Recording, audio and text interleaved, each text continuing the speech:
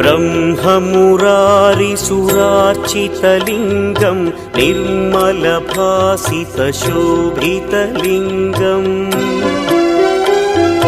जन्मजदुःखविनाशकलिङ्गं तत्प्रणमामि सदा शिवलिङ्गम्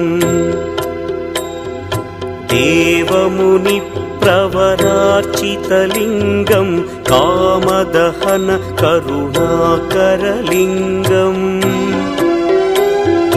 रावणदर्पविनाशकलिङ्गं तत्प्रणमामि सदा शिवलिङ्गम्